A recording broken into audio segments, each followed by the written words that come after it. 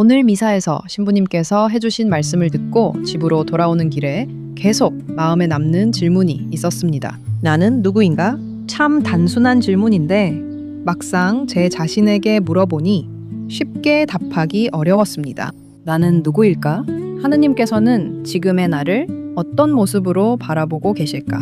가만히 돌아보면 제 삶에는 참 많은 이름이 있었습니다. 누군가의 아내였고 두 아이의 엄마였습니다. 아이들의 손을 잡고 성당으로 향하던 주일학교 교사였고 가정과 일을 함께 책임지며 살아가던 직장인이었습니다. 그리고 지금은 은퇴 후 조금 더 나 자신으로 살아가고 있는 시간입니다. 그런데 오늘 신부님 강론 말씀을 들으며 한 가지 깨달음이 찾아왔습니다. 그 모든 모습이 각각 다른 내가 아니라 하느님께서 함께 걸어오신 하나의 여정이었다는 것입니다. 아내였던 시간에도, 엄마였던 시간에도, 주일학교 아이들에게 신앙을 전하던 시간에도, 바쁘게 살아내던 시간에도 주님께서는 늘 제 곁에 계셨습니다. 신부님께서는 오늘 정체성에 대해 말씀해 주셨습니다. 우리 한 사람 한 사람에게는 정체성이 있다고 하셨습니다. 직업으로서의 정체성도 있고 자아를 찾아가는 과정에서의 정체성도 있다고 하셨습니다. 그리고 만약 우리에게 정체성이 없다면 목적지 없는 여행과 같다고 말씀하셨습니다. 어디로 가야 하는지 알 수 없기 때문입니다.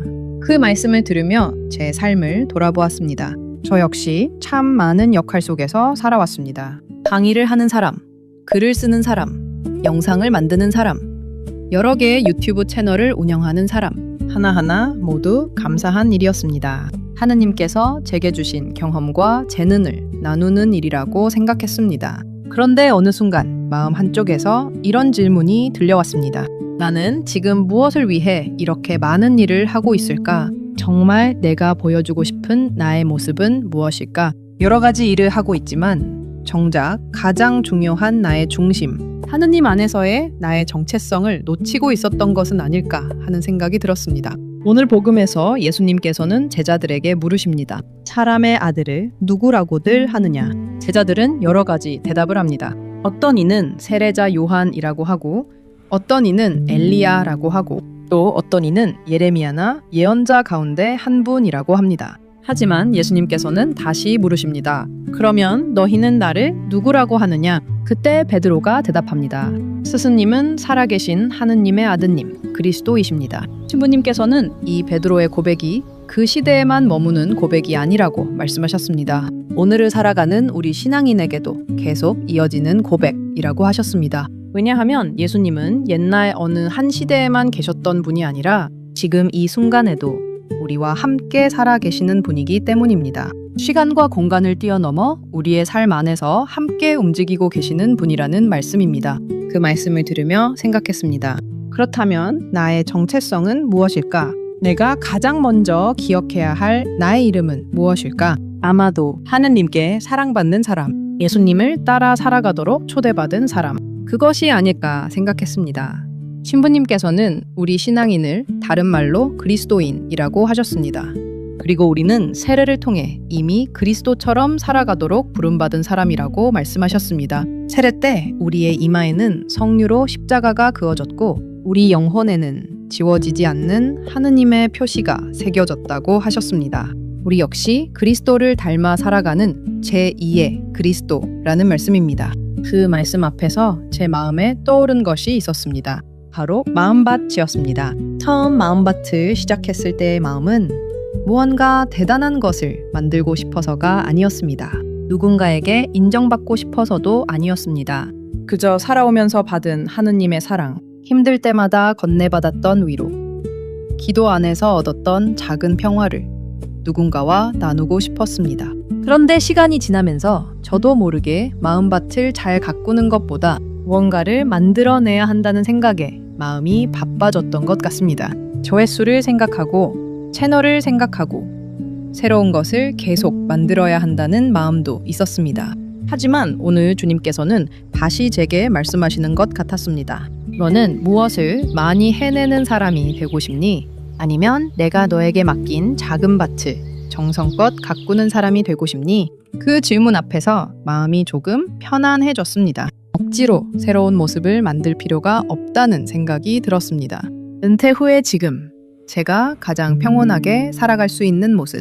그것은 어쩌면 마음밭을 잘 가꾸는 일이 아닐까 싶었습니다. 많은 사람에게 보여주기 위한 공간이 아니라 하느님과 함께 걷는 제 마음을 기록하는 공간. 누군가 지친 마음으로 찾아왔을 때 잠시 쉬어갈 수 있는 작은 밭. 그것이 제가 만들고 싶은 마음밭이라는 생각이 들었습니다. 신부님께서는 우리에게 아주 중요한 질문을 남겨주셨습니다. 예수님이셨다면 어떻게 하셨을까?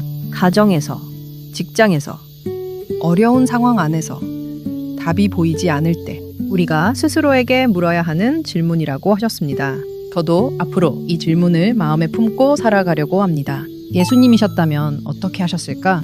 더 많이 가지려고 하기보다, 더 많이 드러내려고 하기보다 주님께서 바라시는 방향으로 한 걸음씩 걸어가는 것. 그것이 지금 제게 필요한 삶인지도 모르겠습니다. 신부님께서는 우리가 처음부터 완벽하게 예수님처럼 살아갈 수는 없다고 말씀하셨습니다. 인간은 완성된 존재가 아니라 완성되어 가는 존재라고 하셨습니다. 우리가 노력하고 최선을 다할 때 부족한 부분은 하느님께서 채워주신다고 하셨습니다. 그래서 오늘 저는 다시 주님께 여쭈어 봅니다. 주님, 제가 어디로 가야 하는지 알려주세요. 제가 가진 많은 경험과 시간들이 주님 보시기에 좋은 곳에 쓰일 수 있도록 이끌어주세요. 무엇을 더 해야 하는지가 아니라 어떻게 더 사랑하며 살아야 하는지를 알게 해주세요. 잠시 멈추어 바라보니 지금까지 걸어온 모든 길이 헛되지 않았음을 알게 됩니다. 아내였던 시간도, 엄마였던 시간도, 주일학교 교사였던 시간도, 직장인이었던 시간도, 그리고 지금의 나도 모두 하느님께서 만들어 오신 저의 모습입니다. 주님, 앞으로 남은 시간은 더 많은 일을 이루기보다 더 깊은 마음으로 살아가게 해주세요. 제 안에 심어주신 작은 마음밭을 욕심으로 가꾸지 않고 사랑으로 가꾸게 해주세요. 그곳에서 피어나는 작은 꽃들이 누군가에게 위로가 되고 누군가에게 주님의 따뜻한 향기가 되게 해주세요. 마음밭에 함께 해주셔서 감사합니다. 오늘도 주님 안에서 평안하고 따뜻한 하루 보내시길 기도드립니다.